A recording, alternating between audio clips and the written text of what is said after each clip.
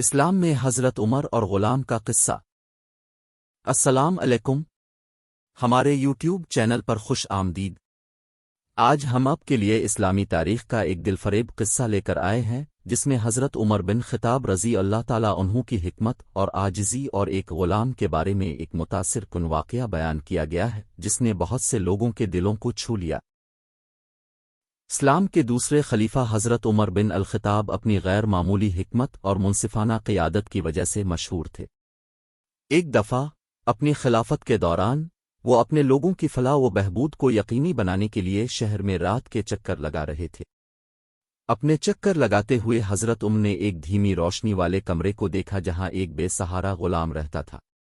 وہ پریشان ہو کر گھر کے قریب پہنچا اور اس غلام کو بڑی عقیدت کے ساتھ قرآن مجید کی آیات پڑھتے ہوئے سنا۔ حضرت عمر بندے کی دعاؤں کے اخلاص اور دل میں اللہ سے محبت سے متاثر ہوئے۔ اگلے دن حضرت عمر نے سونے کے سکوں کا ایک بیگ غلام کے کمرے میں بھیجا، لیکن انہوں نے گمنام طور پر ایسا کیا۔ غلام کو بیگ مل گیا اور وہ شکر گزاری سے بھر گیا، اس بات سے بے خبر تھا کہ اسے اتنی بڑی رقم کس نے تحفے میں دی تھی۔ کچھ دن بعد حضرت عمر نے دوبارہ غلام کے پاس جانے کا فیصلہ کیا تاکہ یہ دیکھا جا سکے کہ اس نے سونے کے سکے کس طرح استعمال کیے ہیں۔ جب وہ وہاں پہنچا تو اس نے غلام کو دعا اور گہری غور و فکر میں ڈوبا ہوا پایا۔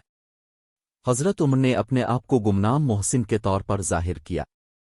سونے کے سکوں کے بارے میں جوش و خروش ظاہر کرنے کے بجائے بندے نے عاجزی سے اللہ اور حضرت عمر کا شکر ادا کیا کہ انہوں نے جو نعمتیں حاصل کیں۔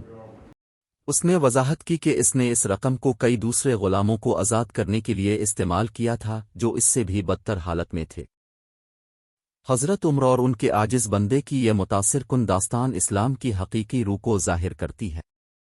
یہ ہمیں اخلاص، سخاوت اور عاجزی کی اہمیت سکھاتا ہے کہ اللہ تعالیٰ کی تمام نعمتوں کا شکر ادا کریں، چاہے وہ کتنی ہی بڑی یا چھوٹی کیوں نہ ہو۔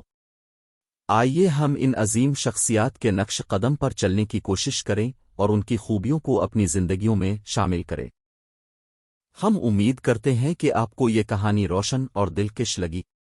اگر آپ اس سے لطف اندوز ہوئے ہیں تو لائک بٹن دبانا نہ بھولیں، ویڈیو کا اشتراک کریں اور مزید متاثر کن اسلامی مواد کے لیے ہمارے چینل کو سبسکرائب کریں۔